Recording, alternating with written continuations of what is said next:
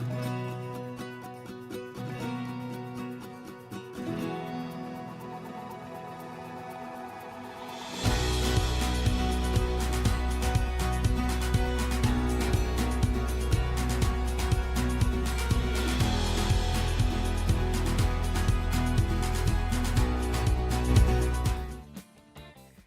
everyone. Thank you so much for joining on this Friday Eve. I realize it's the tail end of your day, and what is between you and food is our presentation. So thank you so much for being here today. My name is Dr. Lauren Edgar, and it is truly an honor to be a part of tonight's panel, especially on the topic that impacts so many patients and often goes unrecognized for too long, transthyretin amyloidosis.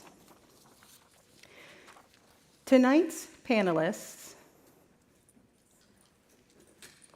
include myself, as well as Dr. Felker and Dr. Bott.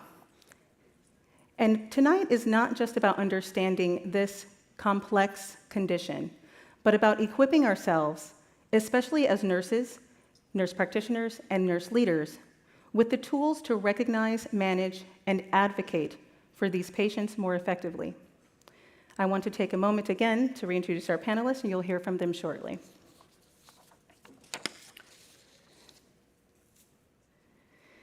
I'm sure everyone has their phones near. Please take a moment to partake in our polling discussion. There is an opportunity to win an award at the end of today's presentation.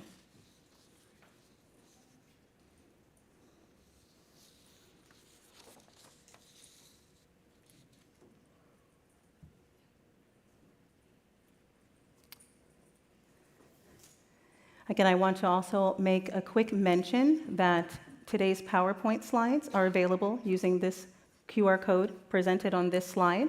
Please take a few moments after today's session to revisit the slides. There are also some practice aids available and for download as well as viewing. We'd also love to have you join the conversation on Twitter at PeerView. Should you need any additional information regarding slides, please go ahead and send an email to live@peerview.com.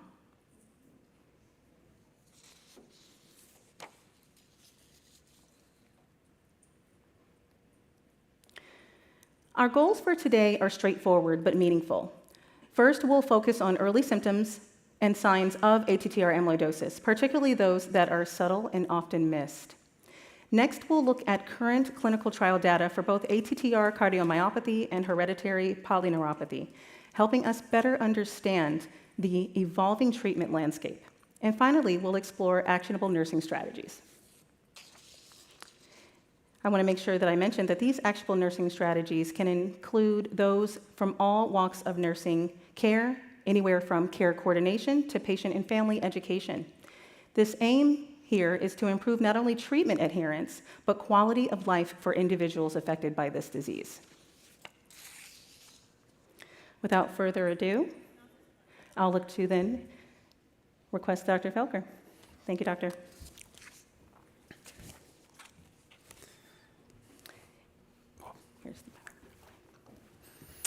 Thank you so much, and good afternoon. It's a pleasure to be here. So I'm Mike Felker. I'm a heart failure cardiologist at Duke University in Durham, North Carolina. And it's wonderful to be here to talk about such an incredibly important topic that is so impactful for so many of our patients.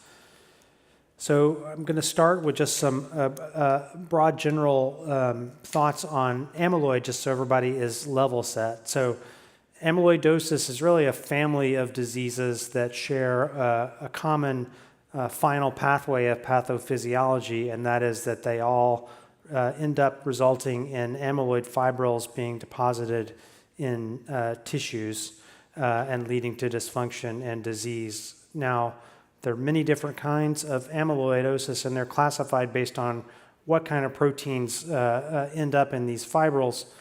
The two most common that you're going to see in clinical practice are AL amyloidosis, where the proteins are from immunoglobulins. We're not going to talk about AL amyloidosis hardly at all today.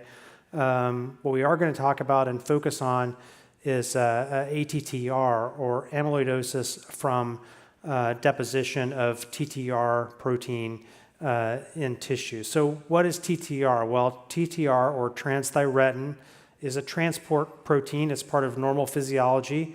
It's made by the liver, circulates in the blood. Its job is to carry vitamin A or retinol as well as thyroid hormone around the body. Circulates in these big clusters called tetramers, which can dissociate into groups of 4 and then break up. But under certain conditions, this TTR protein can get misfolded and then start to elaborate in these long sheets that develop into fibers, which then get deposited in tissues and cause disease. And the two most common tissues that you're going to hear a lot about today are the cardiovascular system, the heart in particular, and the peripheral nervous system.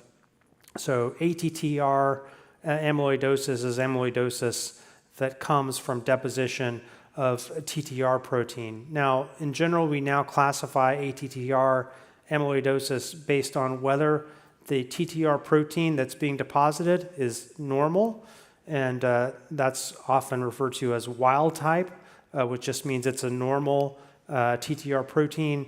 This tends to be a disease of older people. It used to often be called senile amyloidosis, although that term is not very much in use anymore. It's actually the most common type of amyloidosis. Primarily causes cardiomyopathy, but it can affect other organs.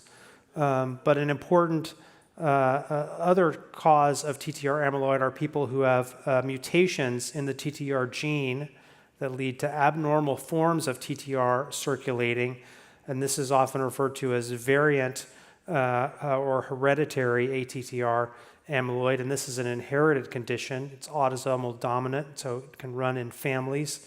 There are a whole bunch. There's over 130 different mutations that have been identified, and as I'll talk about, in patients who have variant amyloidosis or hereditary amyloidosis, which mutation you have has a lot of implications for what kind of disease you're going to develop. And really, this slide makes that exact point, that when you look at all the different variations, and this slide includes many different genetic variations in the TTR gene. It also includes wild type. And as you can see, depending on what genetic abnormality you have, or if you don't have a genetic abnormality at all that led to your ATTR amyloid, it can have a big impact on what kind of symptoms you develop. Some forms are primarily neurologic. Some mutations caused a mixed type that has multiple different organ systems impacted. Some are primarily cardiac. One important point I'll make a couple of times is that a key feature of amyloidosis is that there's a different variability in penetrance, so that two people who have exactly the same genetic defect do not have the same illness. One person might be extremely sick, the other person might be asymptomatic. So this is not a disease where whatever genotype you have sort of determines how you're going to do. And that's going to be really important as we talk about how to talk to patients about amyloid and family members. So some of these variants are quite rare. Some are not. The variant that you're most likely to hear the most about in the United States, because it's the most common variant form of amyloidosis in the United States, is V122I. This is a variant that causes both cardiac and neurologic disease, but primarily cardiac. What's notable about this variant is that when you look at self-identified Black patients in the United States, it's really quite common. So 3 to 3.5% of self-identified Black patients carry this mutation. Now, does that mean that 3.5% of Black patients in the United States have amyloidosis? And the answer is no. And the reason is what I mentioned earlier, that this is very variable penetrance. So two people can have the same genetic defect, but very different amounts of disease. And really the best terminology to think of patients who have the genetic defect but do not yet have any evidence of disease is that they're carriers. They might go on to develop disease because we know penetrance is age-related and amyloidosis is a disease that emerges as patients age. But this V122I phenotype, because it's so common in the United States, is probably the most common one you'll see. And when we look at all the genetic variants in amyloidosis, what we see is that historical migration patterns have a huge impact on what patients are most likely to have what specific mutation. So, for example, V122I is very common in West Africa, and not surprisingly, based on historic migration patterns, it's very common in self-identified Black patients in the United States. There are in other parts of the world, other mutations are much more common. But again, in patients who have variant amyloid, knowing what mutation you have is relevant. So one of the key messages for tonight that I'm going to try to get across is that amyloid is a diagnosis you cannot make unless you think about it, because amyloid is a diagnosis that's hidden out there, masquerading and mimicking a bunch of common diseases, and especially common diseases in older people. So I'm going to harp on this idea that you need to have this pattern recognition. If there are certain things you see, they need to make you think about amyloid. So in the heart, amyloid presents as a restrictive cardiomyopathy usually. It's can often be indistinguishable from what you would think of as just garden variety, run-of-the-mill HFpEF, often associated with atrial fibrillation, just like regular old HFpEF, often associated with conduction abnormalities, just like a lot of older people with cardiovascular disease. But amyloid often has effects on the musculoskeletal system, which can often help trigger that memory. The things that I always say you should look out for: bilateral carpal tunnel, if somebody's had carpal tunnel syndrome, especially on both sides. Spinal stenosis or back problems, of course, very common. Trigger fingers, if you've seen those are all things that should make you think in a patient with HFpEF, I wonder if this person could have amyloid. In the nervous system, polyneuropathy, of course, extremely common in patients and our diabetic patients, but again, seeing these things together, HFpEF, history of carpal tunnel or lumbar stenosis, polyneuropathy, and then autonomic dysfunction, chronic GI problems, erectile dysfunction, orthostatic hypotension. All these things sort of travel together and should make you think about amyloidosis. And there's several different schema of different things you should look for. There's no one magical sign that you say, aha, if this person has this, I know they probably have amyloidosis. But you should think about this in older patients who have HFpEF, patients who have very thick walls on their echo. So some of these are cardiac. Some of the things I talked about earlier, like intolerance of standard heart failure therapy and hypertensive medications due to hypotension, chronically elevated troponins, bilateral carpal tunnel, unexplained neuropathy, conduction abnormalities, atrial fibrillation, low QRS I'll talk about in just a second. So one of the things I learned in medical school that probably wasn't completely right was that an important thing to look for was low voltage on the ECG. And that's, if you look in textbooks, one of the things you often see as a sign of amyloidosis is low voltage on the ECG. And amyloid does cause low voltage on the ECG, but it's not a particularly sensitive sign. Many patients with amyloid did not have low voltage on their ECG by traditional criteria, and many patients with low voltage on their ECG do not have amyloid. What is, I think, useful is when you see people who on their echo, they have HFpEF, they have very thick walls, you think, oh, that's maybe just from hypertension, and you think that they should probably have LVH on their ECG, but that combination of thick walls but low voltage together can be quite helpful. When patients get global longitudinal strain imaging, one of the things we're increasingly recognize is that the apex of the heart is spared in amyloidosis, especially in late-stage amyloidosis, and that leads to the so-called cherry on top view where you have this red apex and everything else is around it is light-colored. So when you see this apical sparing on echo, it's another sign. Again, none of these are 100%, but collectively and cumulatively, they should be making you think about amyloid. So this is the most important thing I'm going to say during my talk today, which is how to diagnose amyloid. How should you approach it? Because you will never diagnose amyloid unless you think about it. And then once you think about it, you have to know what to do. And so the first thing is the clinical suspicion. The single most important thing I'm going to say is if you suspect amyloid based on clinical features, you cannot tell based on those clinical features if someone might have AL amyloid, which is a hematologic disease because of production of monoclonal immunoglobulins in the bone marrow, or transthyretin amyloidosis, which is what I'm talking about tonight. You can't tell based on physical exam or echo or history. The very first thing you have to do when you want to work up somebody for amyloidosis is you have to test for monoclonal proteins.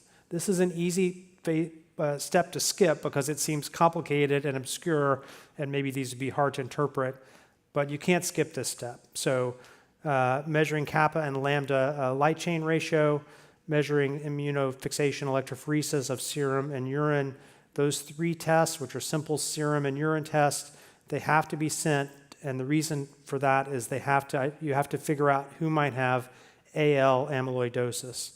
If those are abnormal, that's really a hematologic problem, needs relatively urgent treatment often, and so that's like a definite referral to a hematologist. If those things are normal, then you can move to the next step, which most commonly in the United States is PYP scanning, which many people are now familiar with. It's a nuclear medicine test. It's actually quite a good test. It allows for non-invasive diagnosis of cardiac amyloidosis. It's not a perfect test. There are some ways it can be messed up, but if it's negative, then that makes amyloidosis relatively unlikely. So just a few extra points. A lot of people, when they read these tests for monoclonal proteins, they think about sending an SPEP and UPEP. That's not the right test. It's not as sensitive. So light chains and serum and urine IFE are the tests to screen for AL amyloidosis. And we were talking earlier, the PYP scan, again, can be a good test when it's done properly. There are some places who are not used to doing it. And so if you have equivocal results, don't let that dissuade you and consider repeat testing or potentially even biopsy. Once you have a diagnosis of likely ATTR amyloid, the next step is to do genetic testing to figure out, does this patient have wild type?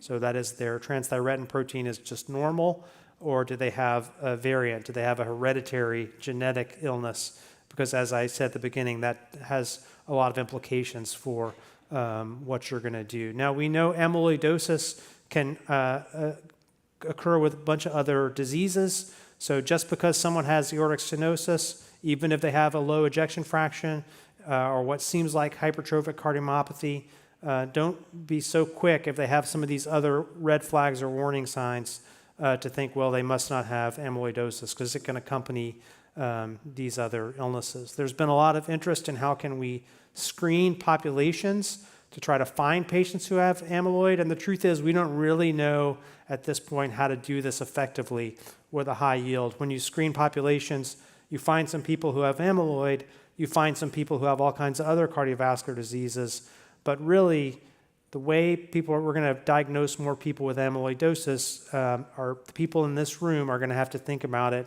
and when they see a patient who might have amyloid and instigate the right diagnostic pathway, because we know that the treatments work much better when they're given early, as you're going to hear later today. So we're to question time.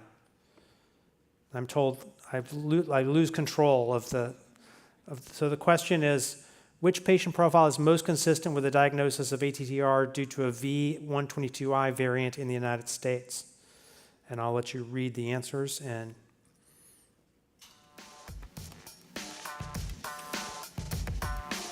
we did not choose our music.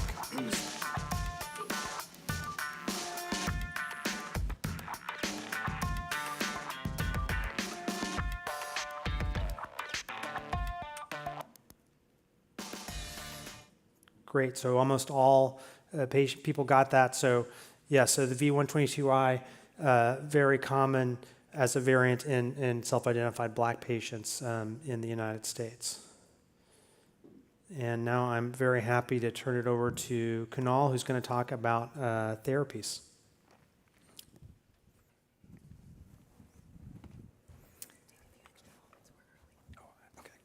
Thank you so much, Dr. Felker. That was great. My name is Kunal Bhatt, as you see there. I'm a heart failure transplant cardiologist at Emory University, and I run the cardiac amyloidosis clinic. And so I am excited to talk to you about the therapeutics. But before we move on to the therapeutics, we'll talk about this case. So we have a 62-year-old woman living with hypertension. She presents to the clinic with worsening leg swelling, fatigue, and exertional dyspnea. She's being evaluated for HFpEF, and she's got a history significant for lumbar stenosis. Her NT-proBNP is elevated at 3,400, and her echo shows that both ventricles are thickened with reduced global longitudinal strain. So questions are, what features in this patient's history raise suspicion for ATTR, and what are the appropriate next steps? Dr. Felker, I'll ask you. Okay. Yeah, so this is, of course, a very common scenario where someone comes to your practice or office and they're being evaluated for HFpEF, and they certainly have signs and symptoms suggestive of heart failure. I mean, as I said, whenever I see this medical history of lumbar stenosis or bilateral carpal tunnel, those things always jump out at me. It's a fairly high NT-proBNP level for somebody with HFpEF, which also kind of jumps out at me because we know amyloid is associated with high circulating troponin, but also high natriuretic peptides. Doesn't really say on here, but certainly if I was looking at the echo, I would want to look at the global longitudinal strain and look for signs of apical sparing. And we don't have it on here, but an ECG, it's not perfect, but is often a very helpful test, especially when interpreted in the setting of how much, what their wall thickness is. But Perfect. Thank you. Okay, so I'm going to be talking about the therapeutics in this field, and the therapeutics in this field are the reason for so much excitement and probably the reason that we're here talking about this disease, honestly. So when you think about treatment for ATTR, what I like to tell my patients and our fellows is that you've got to think about it in a two-pronged approach. So one arm of treatment is that we've got to treat the heart failure that results from amyloid. And so let's talk about that first. So treatment for amyloid tends to be a little bit different than our traditional therapies for HFrEF. So in HFrEF, I think we all know the 4 pillars of GDMT, and we've memorized them and can be woken up at 3 in the morning and you can spit them out. But in cardiac amyloidosis, the 2 things to remember are that beta blockers, which has been the mainstay of heart failure therapy for 30 years, are actually not thought to be beneficial in cardiac amyloidosis. Similarly, ACEs, ARBs, ARNIs, like Entresto, are not thought to be beneficial.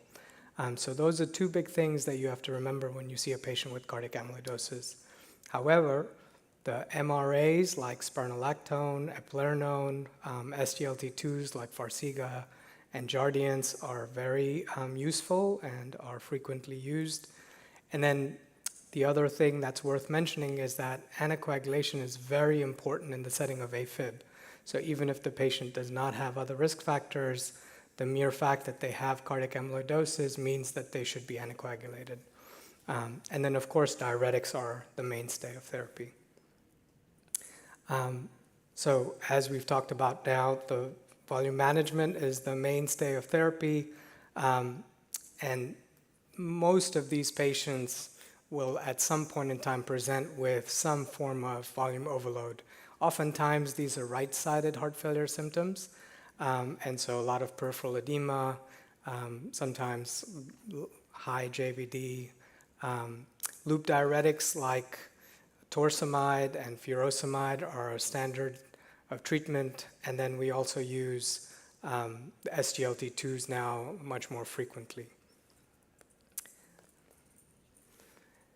The other thoughts that we've already shared are, ACEs, ARBs, and ARNIs, and beta blockers are poorly tolerated, and there's a reason for that. So these patients have a restrictive cardiomyopathy, And in restrictive disease, lowering blood pressure, doing afterload reduction does not actually augment cardiac output. It causes hypotension.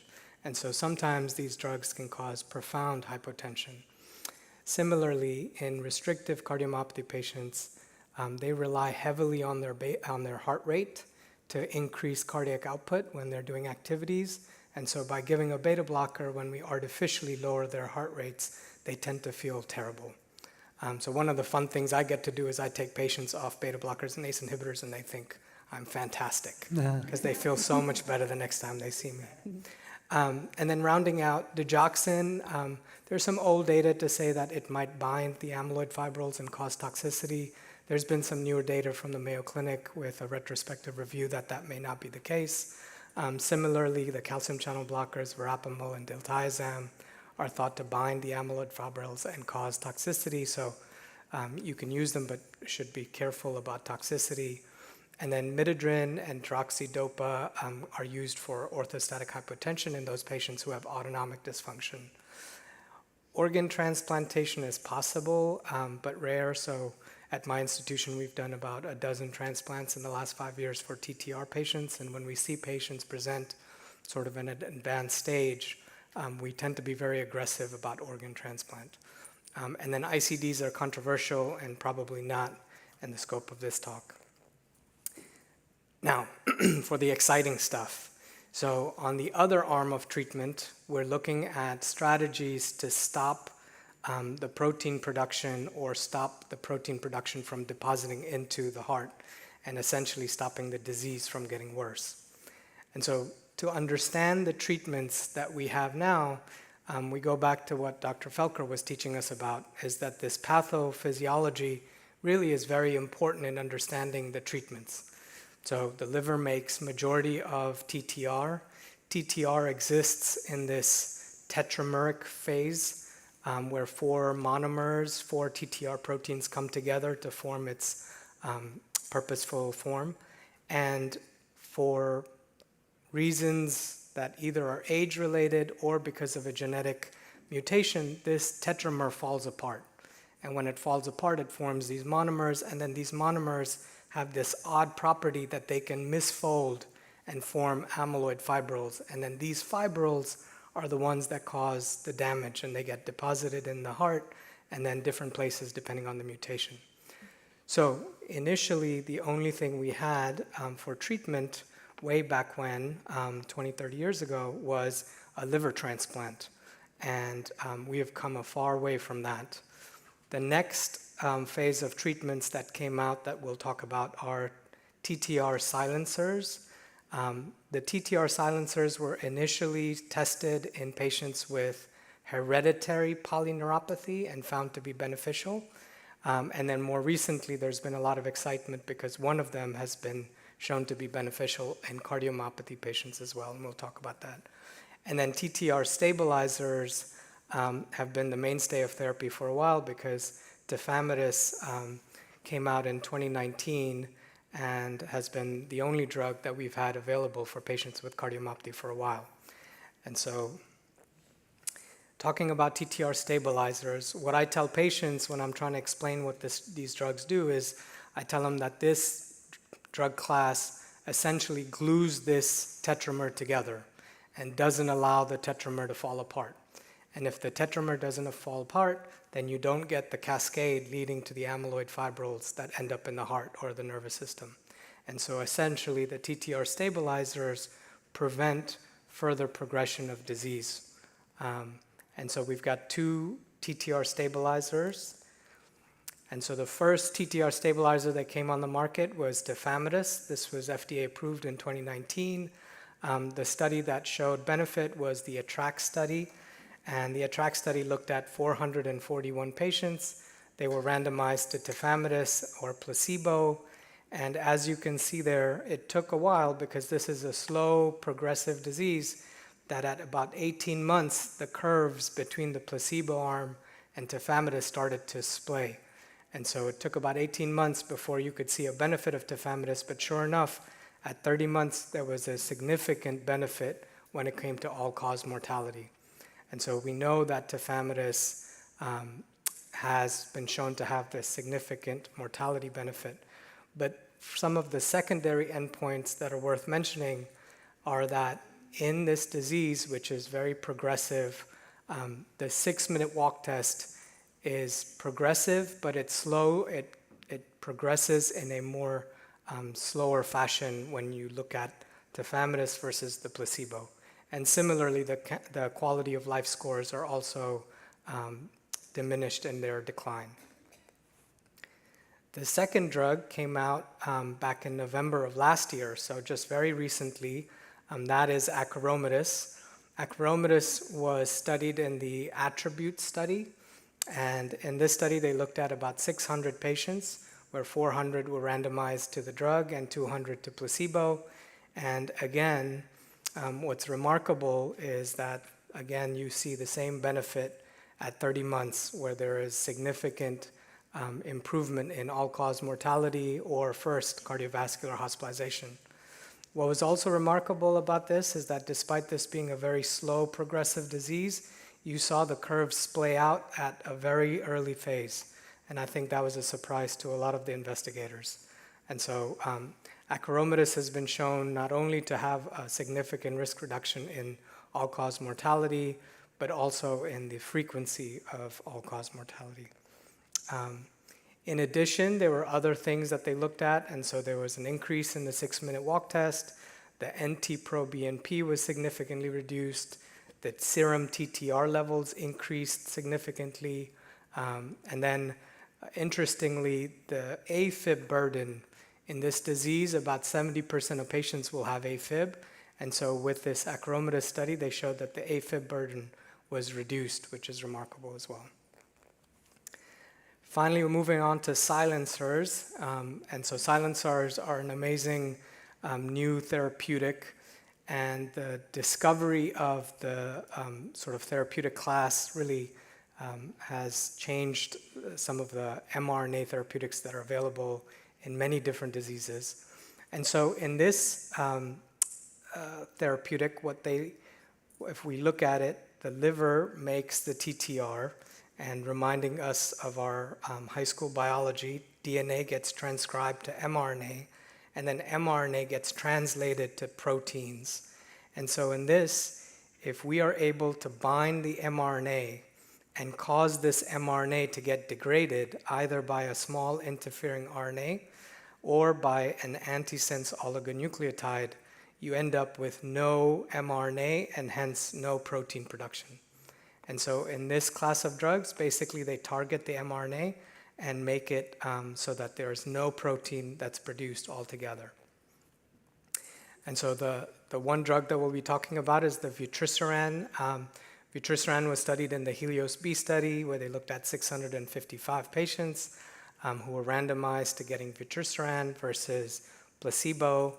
And again, amazingly, as you see, at 30 months, there was a split in the curves for all-cause mortality and cardiovascular events. And when they extended this out to 42 months, you can see that that gets even more dramatic in benefit. You can see that there also was a decrease in heart failure visits, cardiovascular hospitalizations, heart failure hospitalizations, as well as mortality, as we talked about. And so one of the questions that a lot of people were curious about was that whether adding vutrisiran to tafamidis or vutrisiran to acoramidis would have benefit. And so this study had 40% of patients were taking tafamidis. And what you see there is that while there was potentially a signal for benefit, really there was not statistically significant. So I think at this point, we don't have data that supports using two of these therapeutics together, at least from clinical trial data. And then again, with Helios-B, like the other trials that I've showed you, there was a benefit in the 6-minute walk test as well as the quality of life scores. So really remarkable treatments that we have now options for our patients. The way to think about them is that there's two drug classes. There's the stabilizers, which are both pills. So tafamidis is a pill that you take once daily. Acoramidis is a pill that you take twice daily. They both have been shown benefit in our cardiomyopathy patients. They have not been studied in neuropathy, and the most common side effects that we see are some very mild diarrhea or abdominal pain in acoramidis, and in tafamidis, really we don't see a lot of side effects at all. Vutrisiran is a sub-Q injection that's taken every 3 months and needs to be given at an infusion clinic or a cardiology clinic or some medical institution. It has been studied both in neuropathy as well as cardiomyopathy, so it has benefit in both from clinical trial data. And again, the only side effects that we see are maybe injection site irritation. The only difference between these is that because vutrisiran stops production of TTR altogether, and TTR, like Dr. Felker taught us, is a carrier of vitamin A, these patients need supplemental vitamin A. And then this is just a slide showing us that there are a lot of resources, because this is data that I know because I live it every day, but if you don't live this data every day, there's a lot of resources out there for you to use to look up for your patients. Okay, there's a question here. So, which targeted therapy works by stabilizing TTR tetramers?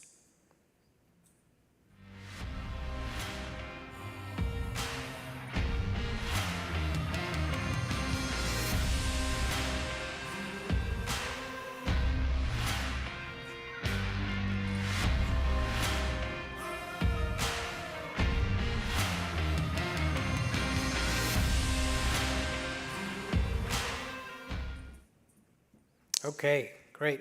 Yes, acoramidis is the TTR stabilizer that was studied in the attribute study. The other ones are all silencers. So, thank you. All right. Great, thank you.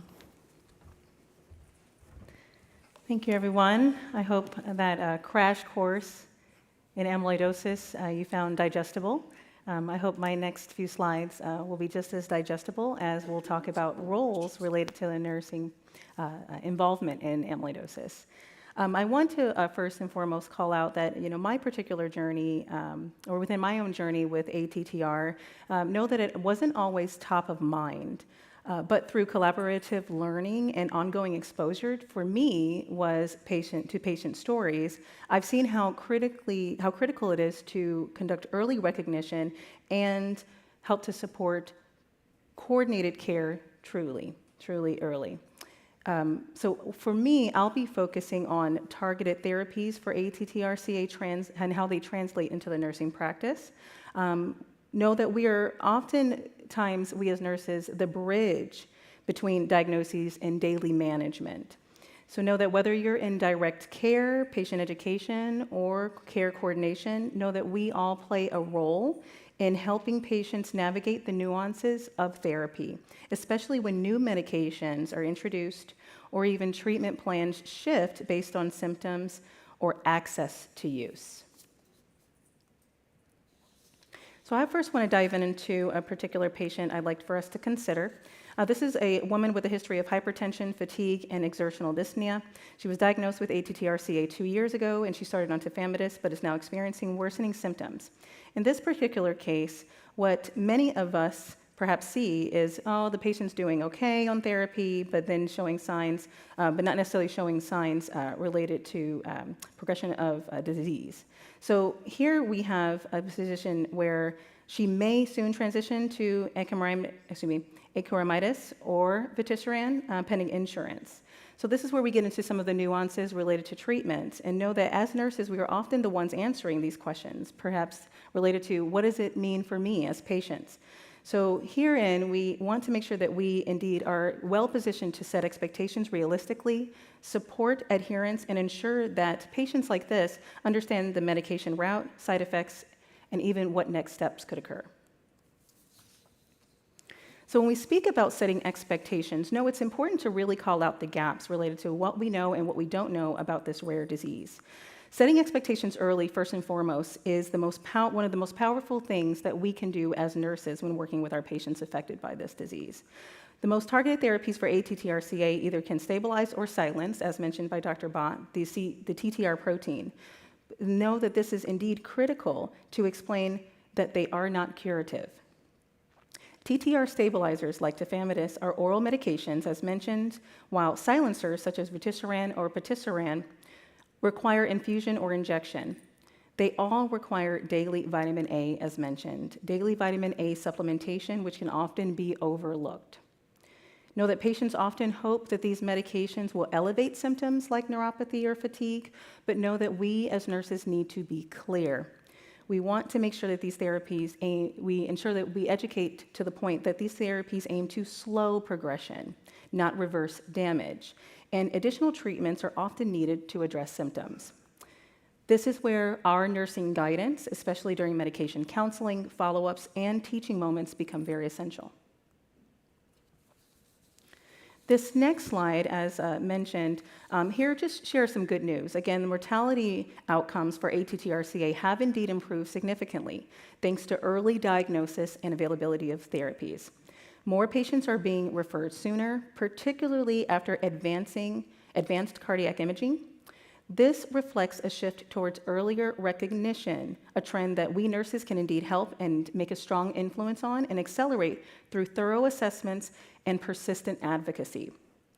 However, I want to make mention that disparities still indeed exist, especially with the V122I variant, which is more common among Black individuals, or particularly individuals of African descent. These patients still experience worse outcomes, and that's something that we indeed need to pay attention to in both research and in practice. Now, I want to make mention that we indeed lean into biomarkers. Know that specifically highly sensitive troponin and NT-proBNP, which are increasingly used to monitor disease severity. Now, in this particular slide shares that one large cohort includes patients with elevated HSCTNL and NT-proBNP had significantly poorer survival. However, there is no universal consensus on a standard monitoring strategy as of yet.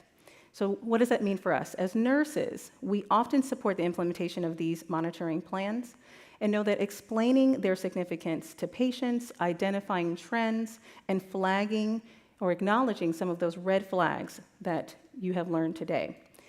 Know that even in practice, while practice patterns vary, we indeed can help to ensure consistency in what patients hear and understand.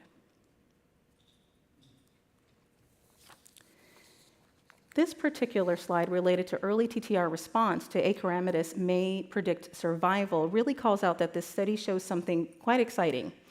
Early increases in serum TTR with acoramidis may predict better survival outcomes. It underscores the importance of closely monitoring early responses to therapy, not just from a pharmacological standpoint, but from a nursing perspective as well. We as nurses should be advocating for early lab work, early follow-up, and patient adherence checks. Our role is not to simply administer care.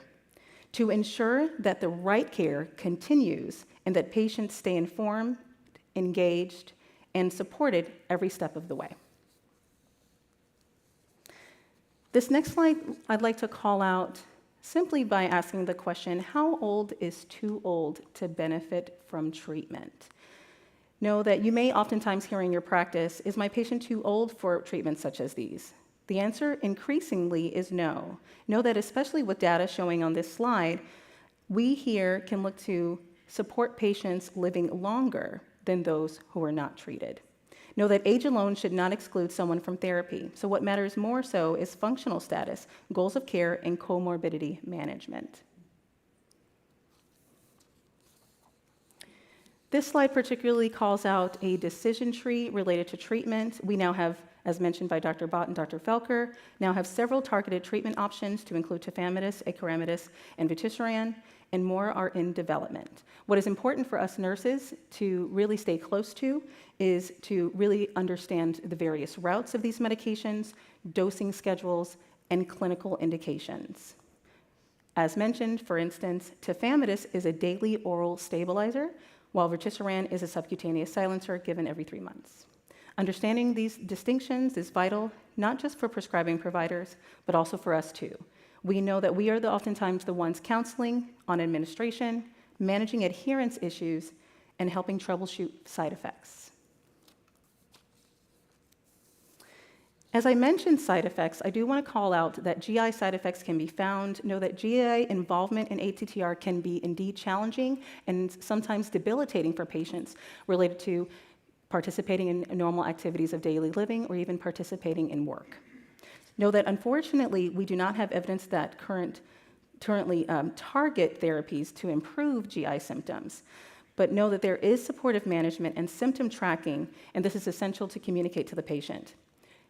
Symptoms such as diarrhea, weight loss, early satiety, these all need to be actively addressed with multidisciplinary input. So we as nurses, knowing that we are advocates in these spaces, can help to lean into what nutritional consultants we have at within our networks in order to support these patients. Also to support any perhaps GI workups that can be found in place in the patient's care plan, and palliative support as a part of routine care. Again, this is not found necessarily in the late stages of the disease process. Frailty is very important, and know that it is a powerful predictor for poor outcomes in patients affected by ATTR-CA. Again, it is not about age, it's about physical reserve, comorbidities, and resilience. Know that risk factors like being female, having diabetes, or carrying the particular variant called V142I increase vulnerability. So we as nurses are uniquely positioned to assess frailty even before formal tools are used in your practice. What can we as nurses observe? Some low-hanging fruit include declining ADLs, repeated falls, fatigue. Again, these should look to inform our care plans and escalate conversations about supportive needs early on. Now, I mentioned palliative care. We want to make sure that we can look to normalize palliative care in ATTR-CA, not just for end of life, but for symptom control, decision-making, and quality of life at any stage. Know that you're oftentimes in your practice asked, what will this medication do for me? Know that, again, we're thinking about always looking to open doors for honest, supportive conversations with patients affected by ATTR-CA. I'll lean into my last question. Here it states a man with ATTR V122I is initiating a TTR silencer. He has HFpEF with NYHA class 2, bouts of diarrhea, and is initiating vutrisiran. What will you tell him about what to expect about his treatment? Cue music.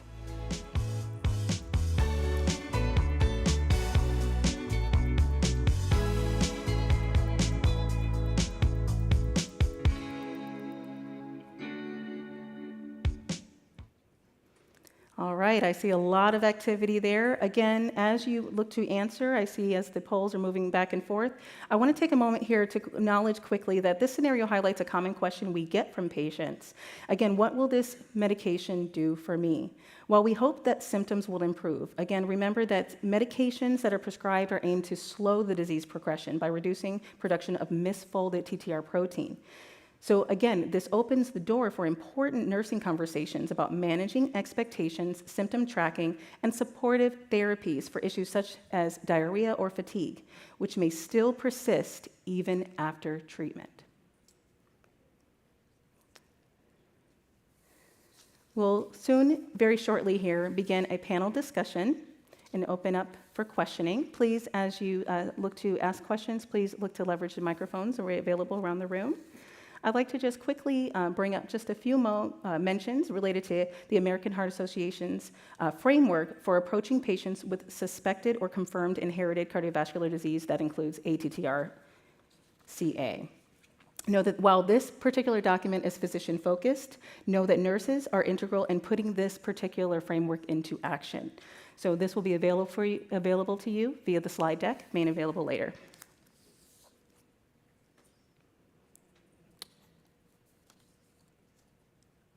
Okay. I want to take just a few moments, as I know time is of the essence as we get to the end of our presentation.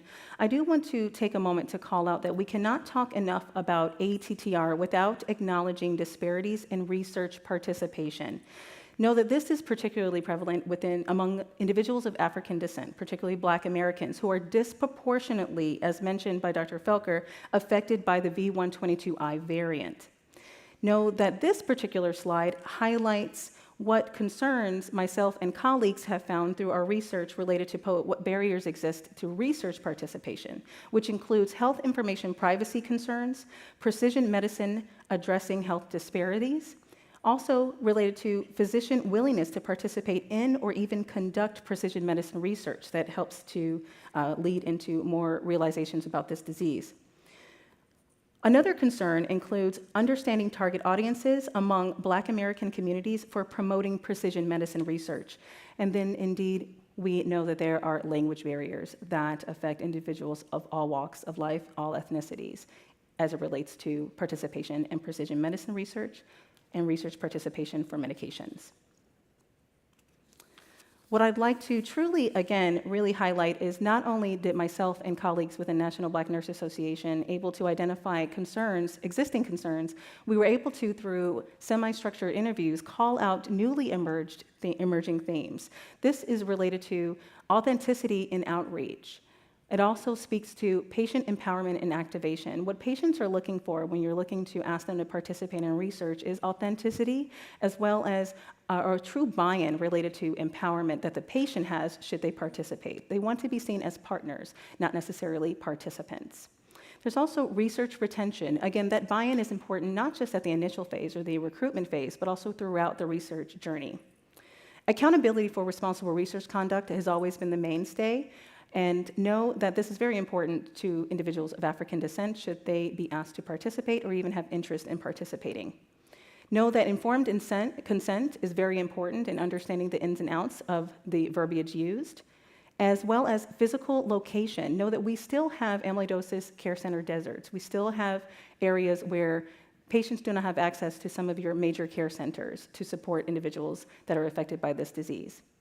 Lastly, communication with routine healthcare providers about research participation is important, and important to keep at the top of mind related to this disease process and what research participation exists. And while we call this out, know that not only are we looking to lean into how to support patients who are affected by this disease, we're oftentimes looking to make sure that we collaborate with family members as well, whether they're affected by age-related disease of ATTR wild type, or we have ATTR variants, which either disease can affect individuals of African descent and others, and again, present with cardiovascular manifestations. Know that again, in the essence of time, I want to make sure that I lean into 3 essential components of multidisciplinary care with patients with amyloidosis. Know that high-quality care for patients with amyloidosis, particularly related to ATTR, require more than just one specialty. Not only are us nurses and providers, to include nurse practitioners and physicians, important to include, but know that this slide highlights 3 essential components related to shared decision-making, streamlined communication, and care continuity. Nurses are central to each of these. Know that we're often the ones following through on what is discussed in the exam room, whether that's coordinating tests, clarifying treatment expectations, or connecting patients to community resources. Know that shared decision-making doesn't just happen in a vacuum, but it happens when patients are informed, heard, and supported. And this is where we come in. We are there to clarify options, reinforce goals, and advocate for what matters most to each individual patient and their families. So no single provider has the whole picture. Together, however, we can create a care plan that is not just clinically appropriate, but also meaningful to the patient. And this is indeed to ensure continual engagement. So know that you don't have to, as nurses, do this alone. Neither do your patients.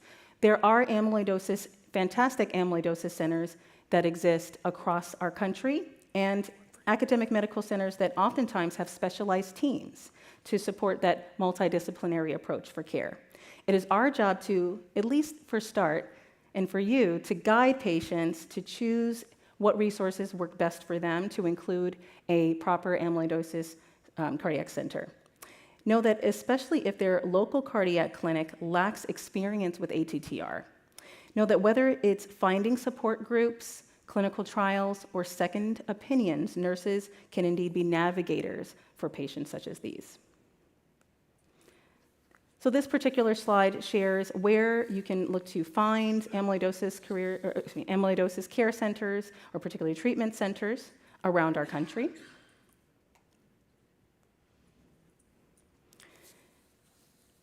This next slide really is the heart of today's message. Again, nurses are not peripheral to the care of patients with ATTR. We are indeed central. Whether it's assessing patients for red flags, coordinating particularly advanced imaging, or genetic testing, know that managing medications or educating families is indeed what we do in our daily work. And this ensures care plans are actionable, accessible, and consistent. Know that our goal with ATTR, with patients who are affected by this disease, as well as their families, know that our goal goes a bit further than our typical patients we see every day. Know that we must liaise with cardiologists, neurologists, palliative care teams, and community resources in order to support patients such as these. We keep patients from falling through the cracks by following up on missed appointments, checking labs, and tracking symptom changes. We also educate and support other healthcare providers, and this is what indeed we are asking you to leave today doing in your practice with your networks, especially in settings where ATTR is not yet well understood. So in short, know that nurses, we are uniquely positioned to bridge the clinical, emotional, and logistical aspects of living with this disease. We are care navigators, educators, advocates, and most importantly, the most trusted nursing profession.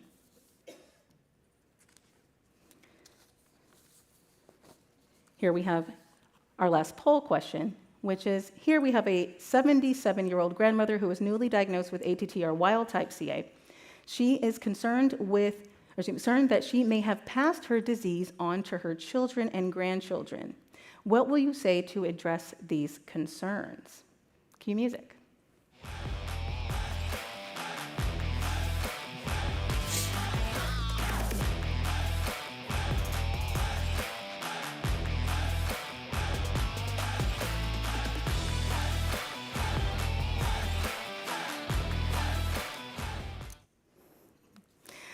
All right, thank you for your participation. Know that first and foremost, genetic testing is essential to differentiate between wild type and ATTR variation. But again, this is important in order to tailor treatments appropriately.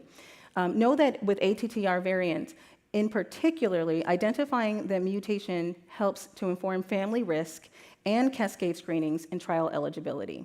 So know that we want to make sure that we really lean into what genetic testing exists and help to differentiate the two, should patients have questions and concerns about what type of disease ATTR they are infected with or affected by, in order to then guide next steps in terms of genetic testing for themselves and their offspring. I'm sorry. Oh, there we are. Okay, thank you. So you just digested a lot of information over the last 55 minutes. Know that I'd just like to take a moment to recap. ATTR can be missed, but nurses can help to spot it sooner. Targeted therapies improve outcomes, and patient education is key to success.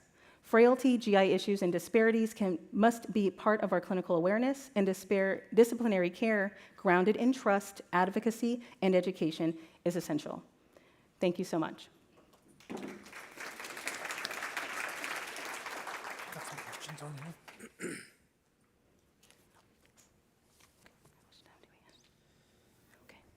Okay, we have about 2 minutes for some quick questions. I'd like to entertain a few questions here for Dr. Bott and Dr. Felker.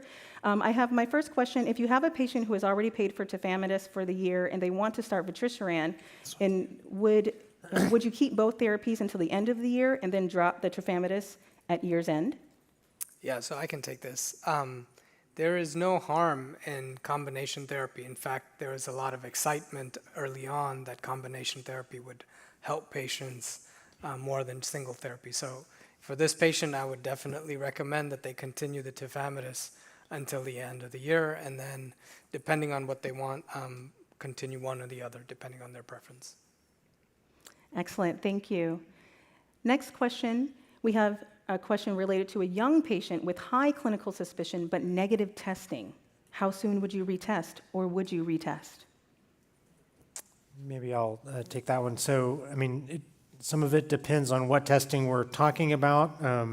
As was mentioned, PYP scanning is a good test, but it's not perfect. It's more often, if it's not done right, it's more often saying someone has amyloidosis who doesn't than vice versa. But it's not a perfect test. So I think in the setting of a very high clinical suspicion, I don't think you should be dissuaded by a negative PYP test, but the right next step in that person is probably biopsy and get tissue, which if they have cardiac amyloidosis, that's in a myocardial biopsy, which is a cath lab procedure, which used to be something we did all the time, but now with PYP scanning, we are making the diagnosis non-invasively much more often. Thank you, Dr. Velker. Last question from our virtual participants includes, the question involves sharing that the patient is indeed doing well. The NYHA2 proBNP is stable, no recent hospitalizations. But carpal tunnel is coming back, and the septum went from 13 to 15 millimeters. Would you change the treatment agent, or would you use acoramidis or vutrisiran? Yeah, so I can take this too.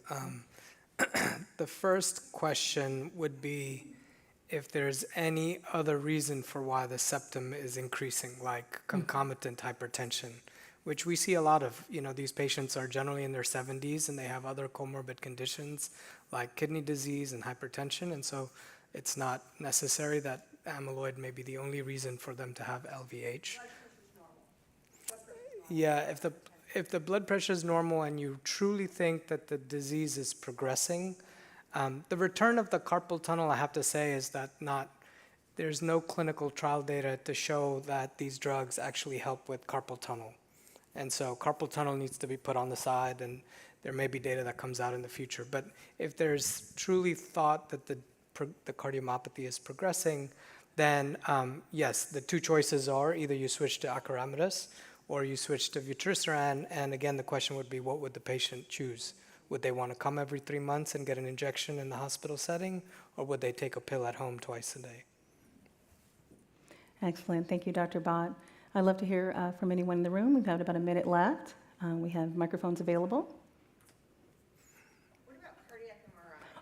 Oh, if you don't mind, for our virtual audience, please repeat your question. What about cardiac MRI? You jumped from PYP to biopsy. Would you, at my center, we do a lot of cardiac MRI. Yeah, so cardiac MRI is a good test for amyloidosis, but it's not definitive. So I'm interested in what you think too. In general, we wouldn't make a definitive diagnosis. It would certainly raise our suspicion, but we would make a definitive diagnosis and start treatment based on a cardiac MRI finding. Yeah, I think in clinical practice, this comes up all the time. So you have a high clinical suspicion, but your testing is negative, and then you're thinking, what's the next step? Do you jump straight to biopsy in this 80-year-old, or do you do something intermediate? The problem with the MRI is it's not going to tell you what kind of amyloid, and the MRI is not going to be able to, you will not be able to use the MRI to convince the insurance to pay for a $400,000 drug. So unfortunately, you're back to either biopsying them or repeating the PYP, which are the only two modalities with which you can get the drug paid for. So depends on the patient. If the patient's willing to go for biopsy, which oftentimes I talk about, then I'll just go straight to biopsy, because the MRI just prolongs the problem. It kicks the can down the road. At the end of the day, you're still stuck with the same problem. Great. Thank you both. Thank you, Dr. Felker and Dr. Bott. I want to just take a moment to thank PeerView for allowing us to present today. Please look to visit us at peerview.com. This particular link will help you to complete your post-test and evaluation for credit today. You can also, again, from that link, download our slides and practice aids. And please stay tuned for the online activity based on this event. I have one more slide for you to determine, who, based on your participation, who gets the prize. So please see if you've won. If you see the green winner message on your mobile device, please see a PeerView staff member to claim your prize. You might want to be quiet about it. You know how people get when someone wins the lotto. So, please go ahead. Just yes. Yeah, we are. Oh, sorry. I'm gonna go back to that. Yeah, if you see green on your phone, you are the chosen one. Okay, and again, we are between you and dinner. So thank you so much for your participation, and have a great evening.